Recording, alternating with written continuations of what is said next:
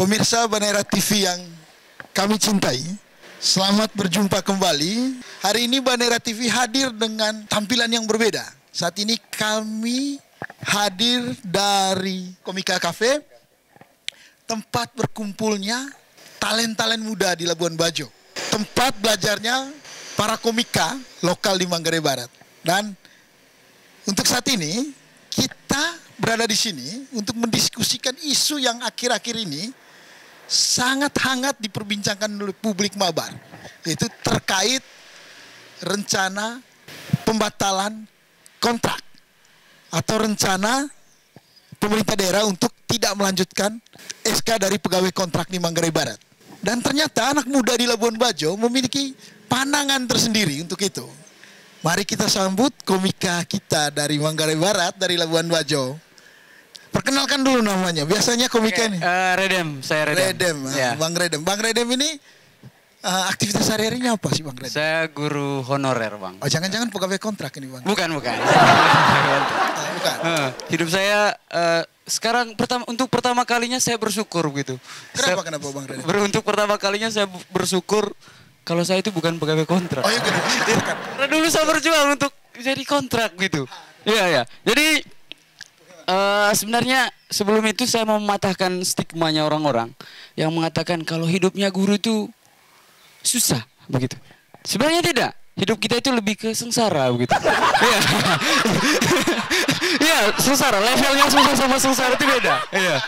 Susah, tiap hari itu susah. Jadi guru itu susah-susah, tidak ada gampangnya begitu. Iya. Tapi sesusah-susahnya saya guru honorer, Bang. Lebih susah, saya kira lebih susah tenaga kontrak daerah Kabupaten Manggarai Barat ya. Iya. Kenapa itu? Soalnya kalau dulu itu saya berjuang untuk jadi pegawai kontrak begitu. Sumpah asli nih, berjuang. Pas di masa pandemi, semua orang tahu kalau gaji pegawai kontrak itu kan turun ya. Pas giliran kita sama-sama berdoa semoga gajinya naik, kontraknya diputus. Iya. Kurang tahu juga perasaan teman-teman yang lain ya. Tapi ya begitulah nasib guru. Jadi guru itu entah itu guru honorer atau guru kontrak. Itu kita itu pengen dan maunya itu hidup di masa-masa kampanye begitu. Iya. Oh ya, kenapa? Ada apa dengan masa kampanye? Soalnya kalau masa kampanye itu enak begitu. Jadi kita terbayang janji-janji manis gitu ya. Realitanya kita kurang tahu ya. Jadi saya guru Bang. Saya menjadi guru itu sejak SMA. Cita-citanya sejak SMA itu saya sudah punya cita-cita jadi guru. Saya pengen jadi guru itu awalnya membaca sebuah artikel. Jadi artikel ini tentang Perang Dunia Kedua. Di mana ketika Jepang kalah oleh sekutu, jadi Kaisar Jepang itu, Kaisar Hirohito, dia memanggil semua jenderal-jenderal yang tersisa dan dia kumpulkan. Dan yang dia tanyakan pertama itu berapa jumlah guru yang tersisa. Ya, karena menurut dia untuk membangun sebuah bangsa itu membutuhkan guru. Iya. Jadi dunia memprediksi kalau Jepang itu pulih dalam 50 tahun. Tapi yang terjadi Jepang pulih dalam 20 tahun. Betapa vital peran guru dalam membangun sebuah bangsa. Tapi saya tertipu dengan artikel ini Bang. Iya, saya tertipu karena saya guru honorer. Jangankan membangun bangsa, membangun diri sendiri saja susah ya minta ampun. Asli. Susah. Coba bayangkan guru honorer di Labuan Bajo khususnya gajinya jauh di bawah UMR kan Bang. Mana bayar kos, beli sayur, beli air, beli ini, ganti baju. Pokoknya minus tiap bulan. Iya. Mata saya minus lihat sikap pemerintah yang cuek dengan kita begitu. Iya. Tapi kalau pemerintah di sini tidak cuek dengan guru. Oh, tidak cuek. Iya, mereka lebih ke tutup mata begitu. Iya. Iya. Coba bayangkan seorang guru honorer hidup di Labuan Bajo. Kota wisata super premium, ya kan? Gaji guru honorernya itu super medium. Apalagi gaji TKD. Diturunkan dari medium jadi perlight. Pokoknya ya susah lah jadi guru honorer Bang. Ya. Jadi susahnya itu tadi saya bilang kalau hidup guru itu bukan susah, lebih sengsara begitu ya. Kalau tiap bulan tuh kalau teman-teman yang lain Bang, kalau mau bayar kos itu gesek ATM ambil uang. Oh Iya. Kalau kami guru nih, itu gesek tangan di depan mama kos begitu. Iya. Bu, bulan depan baru bayar. Iya, gosok tangan sampai ini keluar asap. Iya. Dan saya jadi guru honorer tuh iri dengan teman-teman yang bekerja di perusahaan swasta, Bang. Iya, terutama guru-guru yang ngajar di sekolah swasta. Iya. Karena gajinya itu besar sekali. Jauh dengan teman-teman yang ngajar di sekolah negeri. Iya. Terutama di Labuan Bajo itu gajinya beda jauh sekali. Guru di sekolah swasta itu mahal gajinya, Bang. Sedangkan kita di sekolah negeri itu jauh sekali. Kalau guru-guru di sekolah swasta itu punya gaji yang besar, enak bisa kemana-mana. Akhir pekan itu ke restoran makan sate, Bang. Iya. Kalau kami nih itu pegang tusuknya sejadi kos. Mau tusuk diri, menyesal jadi guru honorer. Iya, sumpah. Iya. Itu saya dan saya sore di sini. Selamat sore. Thank you, Bang. Thank you Bandera TV. Oke. Terima kasih Redem. Nah, dan tadi kita sudah mulai dengan adalah celetukan-celetukan nasib. Ternyata Redem ini bukan guru honorer tapi guru komite ya Redem. Nah, untung katanya dia nggak menjadi guru honorer,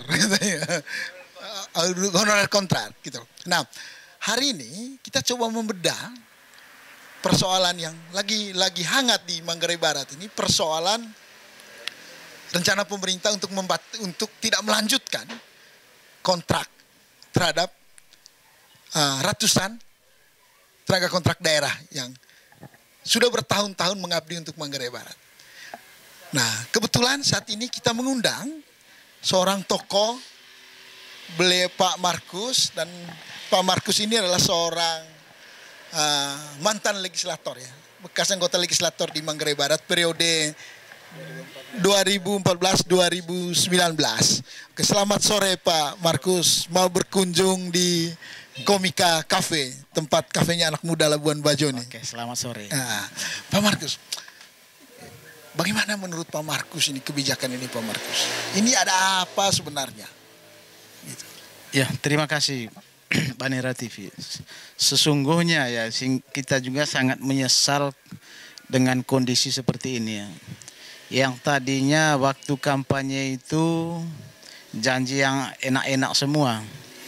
Bahkan waktu itu Bupati terpilih sekarang menyampaikan bahwa kalau misalnya nanti kami yang terpilih, kami akan naik tambahan honor dari para pegawai kontrak daerah itu Rp800.000 dari yang mereka sudah terima toh. Kan yang mereka sebelumnya kan itu Rp1.950.000 per bulan. Berarti kalau ditambah dengan itu ya berarti sudah lumayan 2 jutaan kan begitu. Namun demikian dalam perjalanannya begitu terpilih ini menjadi persoalan. Persoalannya kenapa? Oleh karena bukannya naik, malah potong 50% dari gaji yang telah ada. Ini yang kita sangat sayangkan. Kalau kita melihat dengan kondisi ekonomi kita, dengan kejadian COVID-19 ini kan sangat-sangat disayangkan.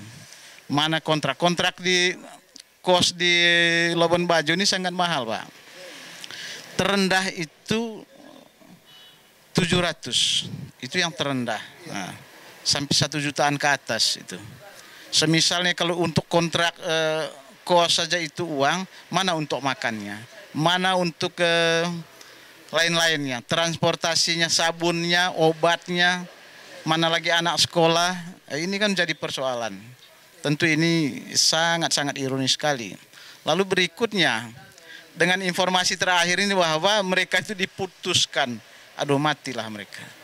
Tepatnya tidak dilanjutkan. Tidak dilanjutkan lagi. Ini yang menjadi tambah parah. Mau dikemanakan mereka ini nanti? Apa makanannya setelah ini?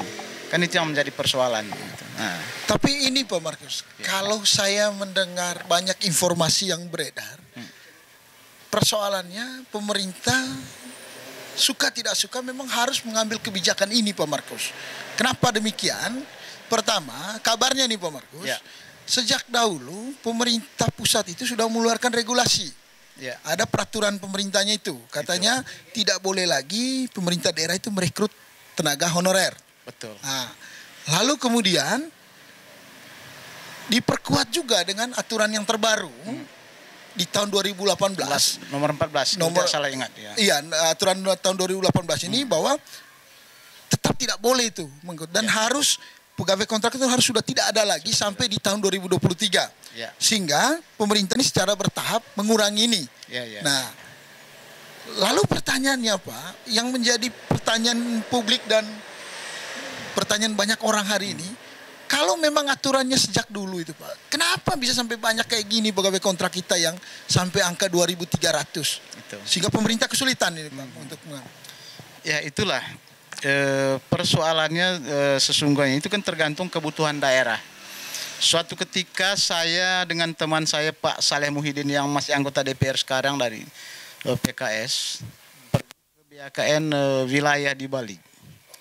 Di sana kita menanyakan menyangkut soal pengangkatan pegawai, baik pegawai negerinya maupun pegawai kontrak daerahnya.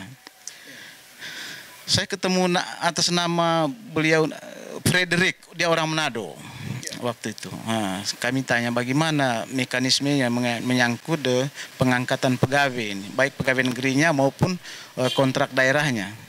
Beliau menjawab pada saat itu mengatakan bahwa semuanya itu tergantung kebutuhan daerah.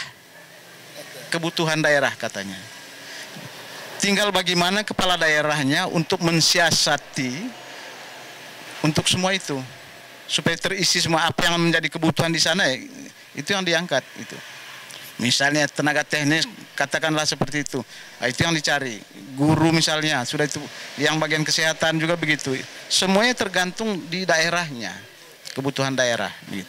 Itu menjadi kekuatan juga menjadi apa kita waktu itu, sehingga kembali ke sini waktu itu kan hingar-bingar untuk pengangkatan tambah lagi pegawai kontrak daerah. Akhirnya bicara di komisi saya waktu saya kan wakil ketua komisi A bidang pemerintahan dan kepegawaian saat itu. Di sana kita ceritakan kalau memang itu menjadi kebutuhan ya silakan kasih naik harus disesuaikan dengan anggaran kan begitu. ya dengan PAD. PAD waktu itu kan lumayan ya, gitu. Sehingga semua itu bisa setelah dikalkulasi ternyata masih bisa, gitu. Sehingga angkatlah waktu itu. Selama saya di DPR itu 3 kali soal pengangkatan pegawai kontrak daerah itu. 3 kali pengangkatan. Sampai yang terakhir itu yang waktu itu kurang lebih 300.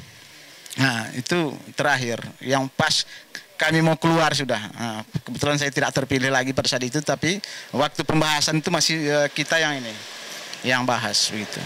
Sampai ketok palu terakhir itu kita tetapkan bersama itu. Begitu. Nah. Oke, Bapak Markus. Ya. Tetapi kan yang hari ini yang kita lihat dan muncul sebagai alasan itu kan soal itu Pak Markus, soal bahwa ada aturan ini. Kalau ini kan tidak boleh dilanggar lagi. Itu. Kan itu. Nah, tapi kan pemerintah tetap berani untuk mengambil keputusan itu. Nah, apakah aturan-aturan ini tidak pernah dibuka ke Dewan sebelumnya Pak Markus? Ya memang, sebelumnya memang tidak pernah dikasih tahu kita. Baik oleh pemerintah baik daerah. oleh pemerintah daerah, itu. Itu tadi, 2019 itu kan masih angkat. Padahal sudah ada aturan itu. Di 2018 malah. Di 2014 ada, di 2017 malah ada. Itu dia. Gitu. Nah, justru itulah yang kita tidak tahunya kenapa sampai begitu. Kenapa sepertinya ada yang tersembunyi di antara kita tuh. Padahal maunya kita itu kan harus transparan lah. Begitu. Bahkan ada suatu ketika pemerintah daerah mengangkat 28 orang itu tanpa diketahui anggota dewan. Memang bisa begitu? Bagaimana penganggarannya itu, Pak? Justru itulah makanya saya waktu itu saya yang emosi ribut di DPR di paripurna saat itu. Saya bilang kepada Pak Bupati, Pak Bupati, ini adalah kebiasaan buruk yang selalu terjadi di sini. Saya kata kasar memang itu waktu itu. Sampai Pak Bupati waktu itu memang tersinggung beliaunya karena sedikit keras ngomongan saya waktu itu. Nah, setelah paripurna itu bahkan saya dipanggil ke kantornya di kantor daerah di ruangan beliau untuk membicarakan waktu itu. Ternyata di sana juga sudah ada ketua DPR-nya begitu. Siapa ketua DPR-nya pada saat Waktu itu Blasius Jeramu. Oh, Pak Blasius Jeramu. Pak Blasius. Di sana sudah dari tadinya, padahal sudah ada ini Pak Blasius. Saya bilang, untuk apa saya dipanggil Pak? Tidakkah Pak Markus ini? Saya juga tidak habis pikir pernyataan Bapak tadi itu. Nah, pernyataan di dewan tadi di sidang. Saya juga tidak habis pikir. Saya juga merasa pusing beliaunya. Kok kebiasaan buruk, sesungguhnya tidak ada kata kebiasaan buruk buat itu, karena ini untuk kepentingan daerah. Betul saya bilang Pak, kebiasaan buruk, kenapa tidak kasih tahu kita di dewan, saya bilang. Kalau memang ada kebutuhan itu kasih tahu, kan ini menyangkut anggaran. Ini anggaran dari mana untuk bayar gajinya kalau seperti ini terjadi. Dan jawaban pemerintah pada saat itu? Mereka pada saat itu mereka ada dana taktis itu yang dipersiapkan, yang sifatnya mendadak itu mereka siapkan. Ada di situ, ada dana taktis istilahnya pada saat itu, sehingga itu yang menjadi gajinya mereka yang 28 orang itu. Setelah itu baru dibicarakan, makanya naik lagi, tambah lagi. Itu yang sudah disetujui dengan dewan. Itu yang menjadi tambah 300 kalau tidak salah ingat saya begitu. Berarti carut marut pegawai kontrak ini udah merupakan warisan dari pemerintah sebelumnya. Ya, Pak memang waktu itu dari periode pertama memang daerah ini terbentuk, pegawai daerah, kontrak daerah itu ya sudah ada itu, karena sesuai kebutuhan waktu itu toh, gitu. Karena pegawai negeri tidak mencukupi, akhirnya dibikinlah itu pegawai kontrak daerah, sehingga ramai. Dan pada awalnya itu memang sedikit amburadul lah, amburadulnya karena oleh apa ini? Yang penting keluarganya mereka semua termasuk Pak Bupati waktu itu. Tamat SMA ini rame, banyak yang tamat SMA saja yang awal-awalnya itu. Itu Pak yang saya sebenarnya belum mau masuk ke sana, tapi ketika Pak Markus sudah mulai membuka itu, pertanyaan gini, yang menjadi tanda tanya sampai hari ini Pak Markus, bagaimana sih proses perekrutan pegawai kontrak ini zaman Pak Markus? Karena ini kan masa lalu nih Pak Markus. Nah, sampai detik ini kita belum tahu nih gimana proses penerimaannya, apakah kemudian ada pengumuman terbuka atau bagaimana?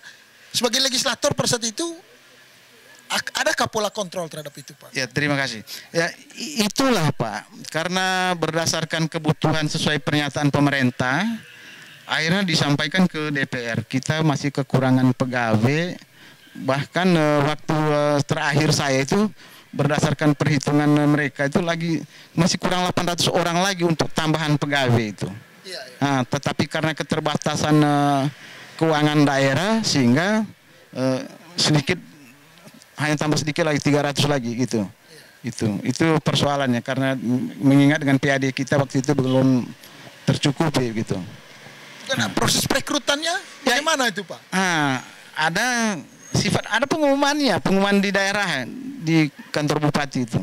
Ada mereka tempel di sana. Karena gitu. kabar yang kami dengar Pak, ada sistem jatah-jatahan. Itu benar nggak itu Pak? Terima kasih, betul. Gitu. Katanya ada jatah-jatahan tuh. Termasuk DPR loh Pak Markus. Betul, jangan sampai Pak Markus juga punya jatah. DPR jujur saya katakan betul itu. 300 yang direkrut bagi 2. Ada kesepakatan seperti itu? Iya, bagi 2. Iya, kesepakatan bersama itu. Bagi 2, 150-nya untuk DPR, 150-nya untuk pemerintah daerah. Itu entah mereka bagaimana caranya di sana, itu urusan mereka. Sedangkan yang kami punya di DPR, kami cari masing-masing. Dan itu termasuk waktu itu zamannya Pak Bupati yang sekarang ini. Ya, kami sama-sama masih di Dewan waktu itu. Ya kan Pak Bupati sekarang kan juga DPR pada itu. Betul. Zaman beliau juga itu. Iya, zaman beliau juga. Bahkan dari awal mereka ini kan pengangkatan dari awal pegawai-pegawai itu kan mereka ada. Pak Bupati yang sekarang ini kan sejak awal dia jadi. Mungkin beliau tidak dapat jatah itu Pak. Tidak mungkin. Saya punya keyakinan malah lebih barangkali ini. Gitu. Pak Bupati sekarang. Karena mereka ini kan dekat sekali dengan Pak Bupati kala itu toh. Beda dengan saya ini memang ekstrim saya. Pak Markus sendiri ada jatahnya Pak? Ada, saya punya. 3 kali, sebenarnya yang ketiga kali 2 terakhir, tapi tidak jadi, gagal. Dicoret sama BKD-nya. Yang pertama kedua itu kami jatah 55 itu. 5 orang? Per anggota dewan. Gitu, per anggota dewan. Per anggota dewan. Itu atas dasar kesepakatan di sana, di dewan. Ya. Kesepakatan bersama anggota dewan dan pemerintah nih. Pemerintah daerah. Dibagi dua nih jatahnya. Dibagi dua. Gitu. Waduh. Lalu kan itu yang menjadi soal sekarang Pak. Kalau memang misalkan bupati yang sekarang terlibat dalam proses itu, lalu ketika bupati sekarang beliau menjadi bupati, beliau mengeluarkan kebijakan ini, bagaimana itu menurut Pak? Nah, justru inilah yang menjadi bahan ketertawaan kita bersama. Di waktu itu kan salah satu yang getol juga itu tidak terlepas dari Pak Bupati yang sekarang itu. Soal menyangkut kepegawaian itu. Begitu. Kalau sekarang itu diberhentikan, ya ini yang kita sangat sayangkan. Sekiranya seperti kebijakannya Pak Bupati Heri di Manggarai itu, di situ yang ada simpati saya. Simpatinya begini, di sana program infrastruktur katakanlah seperti itu, jalan, irigasi dan lain sebagainya itu dipotong di situ. Artinya kalau memang 1 miliar mungkin jadi 800 lah. Yang terpenting jangan potong di gaji mereka supaya mereka tetap hidup. Kasihan mereka, manusia seperti kita juga mereka. Ya begitu. Nah itu harapannya. Tapi ini yang menjadi sangat-sangat disayangkan. Nah, tapi kan tadi pernyataan Pak Markus itu kan, itu kan pernyataan yang itu juga bisa berdampak Bapak. Soalnya bagaimana membuktikan bahwa betul dulu pembagian jatah itu Pak. Pak, saya ini mungkin DPR yang saya bukan berarti saya mau puji diri ya, jujur saya katakan. Iya. Itu memang kita betul itu. Gitu. Ya, yang saat itu disampaikan bahwa semuanya harus sarjana. Iya.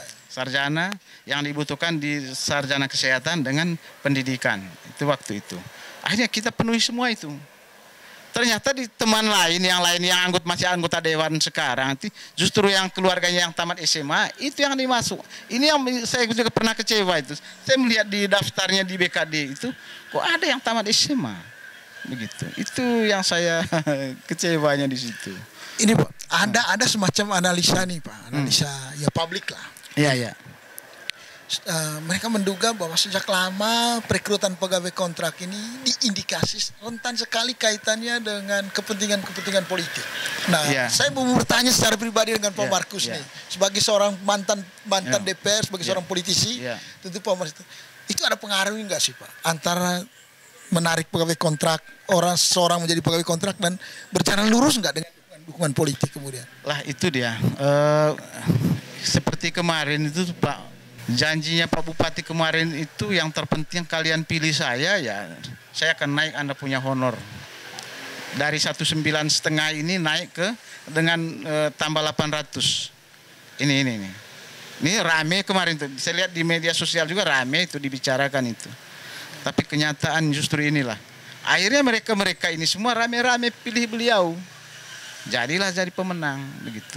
Sekiranya tidak janji itu kemarin mungkin para pegawai kontrak daerah ini akan mendua, masih bisa pilih yang lain toh gitu. Nah itu. Tapi kalau seperti ini aduh, langsung begitu selesai naik beliaunya kok mereka jadi sasaran, habis. Apa yang Pak Markus mau katakan tentang kebijakan pemerintah ini? Kebijakan bupati inilah. Ya. Ini kebijakan tidak bagus lah Pak. Tidak bagusnya kenapa? Ini tidak manusiawi lah. Mereka ini manusia seperti kita, membutuhkan kehidupan, membutuhkan makan, istri anaknya, sekolah anaknya. Kalau dengan seperti ini kan apa yang mereka lakukan? Saya juga pernah kritik pernyataan Pak Wakil itu hari, semisalnya kalau mereka pecat hari ini, apakah mereka langsung mati? Saya bilang, bukan seperti itu. Bicarain seorang pemimpin, tidak bisa begitu. Bagaimana kalau posisi mereka di posisi kita? Kira-kira bagaimana itu? Itu. Ini yang kita menyesal dengan kondisi seperti ini. Kasihan orang-orang. Dan dalam situasi yang ini kan bukan hanya soal kebijakan Pak. Ini ada soal penurunan pendapatan kita. PAD kita menurun. Bahkan ada kabar kemarin kita defisit nih Pak. Nah, apakah kemudian Pak Markus tidak melihat bahwa ini wajar aja ketika pada tahun berikutnya beliau mengambil langkah rasional untuk kemudian mengurangi pengeluaran lain? Iya, itu Pak, tinggal disiasati itu. Seperti contoh tadi itu di Manggarai di atas itu, tinggal disiasati di program infrastruktur itu. Misalnya tadi 2 miliar, mungkin potong jadi 1,5 miliar, setengah miliarnya itu bisa digunakan untuk gaji pegawai itu. Tapi kalau langsung seperti ini Pak, aduh kasihan. Itu tentu saya tidak tahu pikiran mereka dan jiwa mereka itu tentu down gitulah. Atau mungkin aja begini Pak, karena sekarang kebetulan di tahun ini juga pemerintah kabarnya rencana pinjaman itu kan sudah disetujui kabarnya Pak. Ya, ya. Jadi mungkin juga kan dalam artian juga kan pasti harus membayar itu pinjaman itu. Ya, betul. Mungkin juga pemerintah menghitung soal itu Pak. Ya jangan korbankan mereka dong, cari siasat yang lain, masih bisa di yang lain. Ini daerah kita ini daerah pariwisata yang sedang naik daun ini. Betul, memang untuk sementara ini oleh karena COVID-19 ini, mungkin ya disitulah dampaknya. Tetapi saya punya keyakinan bahwa tahun ini mulai bisa tahun ini dan selanjutnya akan naik kembali, kita normal kembali itu. Nah, dengan banyaknya pembangunan hotel-hotel yang ada di sini, sudah itu kafe, restoran dan lain sebagainya. Kan pendapatan terbesar kita itu dari sektor wisata, seperti dari tempat hiburan dan lain sebagainya. Hotel itu yang menjadi kekuatan kita. Didukung oleh sektor pertanian, kan begitu. Tetapi kalau ini langsung seperti yang sekarang, kasih mati nasib orang, aduh kasihan, tidak bagus itu, tidak manusiawi itu. Itu yang kita pikirkan di situ. Nah, saya kembali ke pernyataan yang tadi dari Pak Markus nih, Ya. soal bahwa ada deal antara zaman Pak Markus nih, antara pemerintah eksekutif dan legislator untuk bagi kontrak ini. Tentu ini kalau ditanyakan kepada teman-teman yang lain, karena ini soal pembuktian Pak Markus. Ya. Saya takut nanti Pak Markus dituduh mencemarkan nama baik. Pak Markus nggak takut itu? Tidak takut Pak, ini kenyataan saya. Saya tidak sembarang-sembarang omong saya Pak. Ya. Di DPR juga dulu saya paling lain dari yang lain saya. Berarti Pak Markus siap nih? Memang, iya siap saya. Kalau diproses saja. Konfrontir gitu misalnya, siap saya. Itu. Begitu. Karena takutnya dianggap ini tuduhan loh. Oh tidak. Jangan untuk apa kita bikin dosa gitu kan? Kita apa salahnya kita jujur-jujur saja kok. Gitu. Oke. Itu. Ini luar biasa ini Pak Markus ini. Tentang nasib orang ini kasihan. Iya Pak Markus. Oke. Terakhir ini Pak Markus. Closing statement dari Pak Markus ini. Harapan Pak Markus ke depan ini bagaimana tentang akhir dari kebijakan ini Pak Markus? Ya, harapannya kita sih mudah-mudahan bisa diperbaiki lah. Kalau misalnya sekarang belum terlanjur semua, kalau memang masih ada jalan ya tolong kasih pulihkan lah. Kasihan mereka itu. Apalagi yang sudah tua-tua itu, yang umur mau pensiun ya cobalah. Itu juga diperhatikan itu gitu. Kalau langsung mati begini aduh kasihan. Mau dikemanakan mereka ini? Gitu. Syukur kalau ada kebunnya, kalau tidak ada, aduh ini yang menjadi persoalan. Oke pemirsa Banera TV, itulah obrolan singkat kita dengan Pak Markus. Dan yang pasti ini hanya diskusi awal kita terkait persoalan ini. Nah, nanti kita akan bertemu pada diskusi-diskusi yang lebih dalam membedah persoalan ini. Dan saya berharap Pak Markus selalu menyediakan waktunya untuk kita, untuk membedah persoalan ini bersama pembicara-pembicara yang lain. Siapa tahu besok Pak Markus ada yang mau berdiskusi lagi dengan kita, berbagi informasi dengan kita. Terima kasih pemirsa Banera TV, sampai jumpa di podcast berikutnya.